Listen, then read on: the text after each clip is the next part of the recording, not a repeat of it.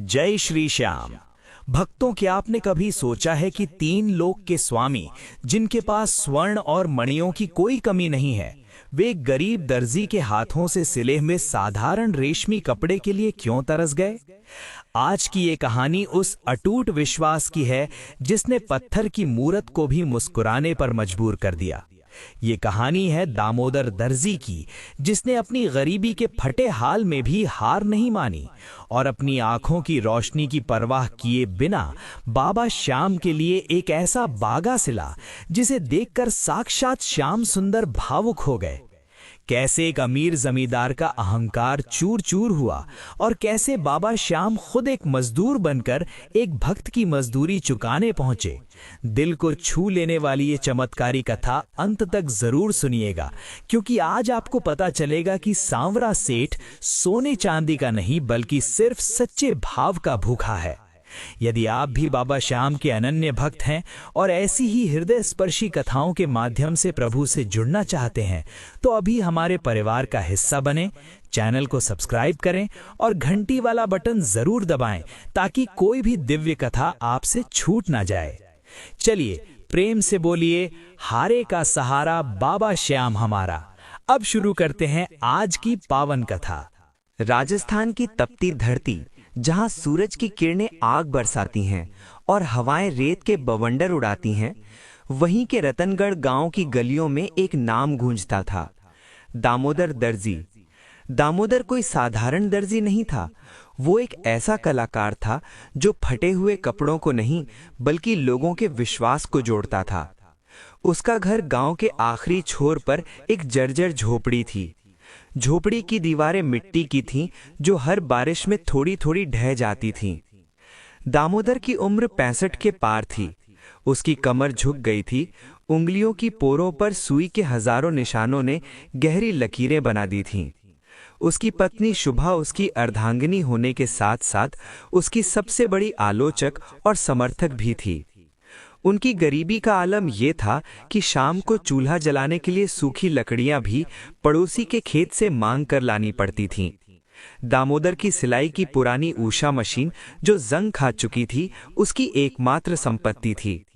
वो मशीन जब चलती थी तो पूरे मोहल्ले को पता चल जाता था कि दामोदर अपनी जीविका के लिए संघर्ष कर रहा है। पौष का महीना था, कड़ाके की ठंड पड़ रही थी। दामोदर अपनी फटी रजाई में दुबका हुआ था। उसने देखा कि दीवार के आले में रखी खाटू श्याम जी की तस्वीर पर धूल जमी है और वहां कोई पर्दा नहीं है। उसे अचानक महसूस हुआ कि जिस सांवरे ने पूरी सृष्टि को वस्त्र दिए हैं, वो आज इस ठंड में बिना किसी भारी चोले के बैठा है। दामोदर के अंतर्मन में खलचल हुई। उसने शुभा से कहा, शुभा, मैंने पूरी उम्र लोगों की फटी कमीजें सिली, अपनी गरीबी को रफू किया, लेकिन कभी अपने शाम के लिए कुछ नहीं बनाया। क्या मेरा हुनर केवल पेट भरने के लिए है? शुभा ने ठंडी आह भरी, स्वामी, हुनर तो बहुत है, पर झोली खाली है। बागा सिलने के लिए रेशम चाहिए, सुनहरी जरी चाहिए, मोती चाहिए। हमारे पास तो कल के आटे के लिए भी पैसे नहीं हैं। दामोदर की आंखों में एक दृढ़ निश्चय चमका। अगर नीयत साफ हो तो सांवरा खुद रास्ता दिखाएगा। मैं अपनी ये सिलाई मशीन बेच दूंगा। सिलाई मशीन बेचना दामोदर के लिए अपनी एक भुजा काटने जैसा था। उसने गांव के एक नए दर्जी मदन को वो मशीन मात्र 800 रुपयों में बेच दी। उन पैसों को हाथ में लेकर दामोदर रो पड़ा। उसने उन पैसों से घर का राशन नहीं खरीदा, बल्कि सीधा जयपुर के जौहरी बाजार गया। वहां उसने घंटों की तलाश के बाद नीलकमल रेशम का एक थान खरीदा। वो कपड़ा ऐसा था जैसे गहरा नीला आसमान हो। उसने कुछ असली जरी के धागे और छोटे छोटे मोती खरीदे। जब वो घर लौटा तो उसके हाथ खाली थे, पर आंखों में एक सपना था। अब उसके पास मशीन नहीं थी, उसे पूरी पोशाक अपने हाथों से सुई धागे से सिलनी थी। अगले 90 दिन दामोदर के लिए एक महायज्ञ की तरह थे। वो सुबह खेतों में जाकर मजदूरी करता ताकि 2 वक्त की रोटी का इंतजाम हो सके। रात को जब पूरा गांव सो जाता, दामोदर एक छोटे से दिए की रोशनी में उस नीले रेशम पर अपनी सुई चलाता। बिना मशीन के एक एक टांका हाथ से लगाना अत्यंत कष्टकारी था। उसकी आंखों से पानी गिरता, उंगलियों से खून निकलता, पर वो रुकता नहीं। हर टांके के साथ वो जय श्री श्याम का मंत्र जपता। एक रात जब उसकी उंगली गहराई तक कट गई, उसने उसे अपने मुंह से दबा लिया ताकि कपड़े पर खून का दाग न लगे। गांव के जमींदार गहनमल को जब पता चला कि दामोदर अपनी मशीन बेचकर भगवान के कपड़े सिल रहा है, तो उसने उसका मजाक उड़ाया। अरे ओ दामोदर, सुना है तू बहुत बड़ा रईस हो गया है। घर में खाने को दाने नहीं और बाबा के लिए रेशम लाया है। ये पागलपन छोड़, ये कपड़ा मुझे दे दे, मैं तुझे इसके बदले अनाज की 2 बोरियां दूंगा। दामोदर ने सिर झुकाकर कहा, सेठ जी, अनाज पेट भरता है, पर ये बागा मेरी आत्मा को तृप्ति देगा। ये सांवरे की अमानत है। गांव के बच्चों से लेकर बड़ों तक सब उसे पागल दर्जी कहने लगे, लेकिन दामोदर को किसी की परवाह नहीं थी। उसने अपनी भूख और अपनी कमजोरी को अपनी ताकत बना लिया था। 3 महीने की कड़ी मेहनत के बाद बागा तैयार हुआ।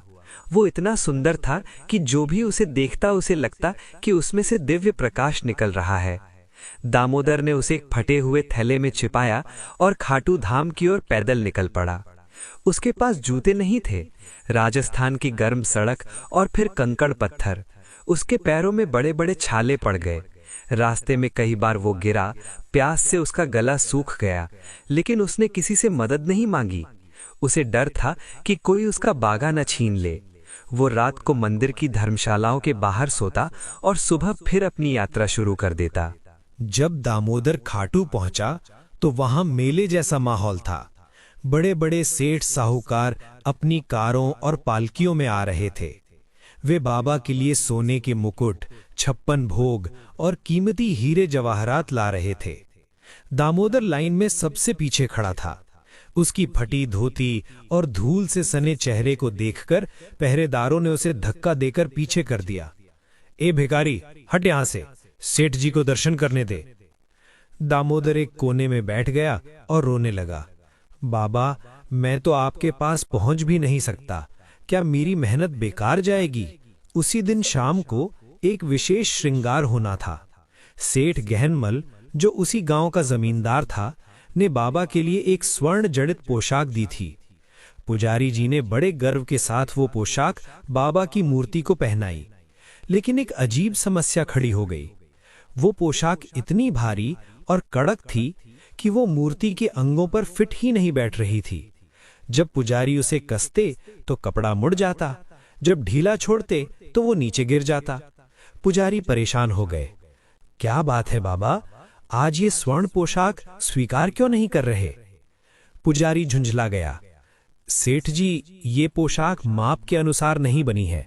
ये शोभा तो दे रही है, पर बाबा को धारण नहीं कराई जा सकती। तभी भीड़ के पीछे से दामोदर ने अपनी पोटली पुजारी की ओर बढ़ाई। पुजारी ने पहले तो उसे दुत्कारा, पर जब उसकी नजर उस नीले रेशम की चमक पर पड़ी तो उसके हाथ रुक गए। पुजारी ने जैसे ही उस बागा को खोला, उसे एहसास हुआ कि ये किसी मशीन का नहीं, बल्कि एक सिद्ध कलाकार के हाथों का कमाल है। दामोदर ने हर मोड़, हर जोड़ को इस तरह सिला था कि वो बाबा की मूर्ति के आकार में ढल गया था। जब पुजारी ने वो बागा बाबा को पहनाया तो वो ऐसे फिट बैठा जैसे बाबा ने खुद अपना माप दामोदर को दिया हो। वो मुलायम रेशम बाबा के चेहरे की आभा को और बढ़ा रहा था। लोगों की भीड़, जो अब तक शांत थी, अचानक भावुक हो उठी। मंदिर के दियों की रोशनी में वो बागा चमकने लगा। दामोदर ने बाबा के चरणों में सिर झुकाया और चुपचाप बाहर निकल आया। उसने कुछ नहीं मांगा, लेकिन जब वो गांव पहुंचा तो यथार्थ की दुनिया बदल चुकी थी। उसकी झोपड़ी के पास गांव के सभी लोग जमा थे। शुभा ने दौड़कर उसे गले लगा लिया। वहां शहर के एक बहुत बड़े श्याम मंदिर ट्रस्ट के लोग आए थे। उन्होंने बताया कि उन्होंने मंदिर में बाबा को वो बागा पहने देखा और उन्हें पता चला कि इसे बनाने वाला कलाकार कौन है। ट्रस्ट ने दामोदर को मंदिर का मुख्य वस्त्र शिल्पी नियुक्त किया। उसके लिए गांव में एक सुंदर कार्यशाला, वर्कशॉप बनवाई गई और उसे प्रति वर्ष हजारों पोशाकें बनाने का अनुबंध यानी कॉन्ट्रैक्ट दिया गया। ये कोई जादू नहीं था, बल्कि उसकी अतुलनीय कला यानी एक्सक्विजिट क्राफ्ट्समैनशिप और ईमानदारी का फल था, जिसे दुनिया ने पहचाना। दामोदर अब गरीब नहीं रहा, पर वो आज भी वही पुराना दर्जी था। उसने अपनी पहली कमाई से गांव के बच्चों के लिए एक सिलाई स्कूल खोला ताकि कोई और दर्जी अपनी मशीन बेचने पर मजबूर न हो। तो भक्तों, ये थी दामोदर दर्जी की वो सत्य घटना जो हमें सिखाती है कि हमारी मेहनत और हमारा पेशा ही हमारी सबसे बड़ी पूजा है। अगर आप अपने काम को ईश्वर की सेवा मानकर करेंगे तो सफलता आपके कदम चूमेगी। भक्तों, दामोदर दर्जी की यह कथा हमें बस एक ही बात सिखाती है कि आपके पास प्रभु को अर्पित करने के लिए सोने की थाली हो या ना हो, बस आपके पास एक साफ मन और सच्चा प्रेम होना चाहिए। क्योंकि जिस दर पर बड़े बड़े राजाओं का अहंकार झुक जाता है, वहीं एक गरीब की सच्ची पुकार पर साक्षात श्याम सुंदर दौड़े चले आते हैं। अगर आज की इस दिव्य गाथा ने आपके हृदय को छुआ है तो इस वीडियो को एक लाइक ज़रूर दें और बाबा श्याम की इस महिमा को अपने मित्रों और परिवार के साथ शेयर करना ना भूलें, क्योंकि क्या पता आपकी एक शेयर की हुई कहानी किसी टूटते हुए मन को फिर से हारे का सहारा दे दे। ऐसी ही और भी अलौकिक और प्रेरणादायक कहानियों से जुड़े रहने के लिए हमारे चैनल दिव्य ज्ञान स्टोरीज को अभी सब्सक्राइब करें और बेल आइकन घंटी दबाकर ऑल पर सेट करें ताकि बाबा की कोई भी कथा आपसे मिस ना हो। कमेंट बॉक्स में अपनी हाजिरी लगाइए और पूरे भाव से लिखिए जय श्री श्याम। यदि आपके पास भी बाबा के चमत्कार का कोई अनुभव है तो उसे हमारे साथ ज़रूर साझा करें। मिलते हैं अगली एक और पावन कथा के साथ। तब तक बाबा श्याम की कृपा आप और आपके पूरे परिवार पर सदैव बनी रहे। हारे का सहारा बाबा श्याम हमारा। जय श्री श्याम।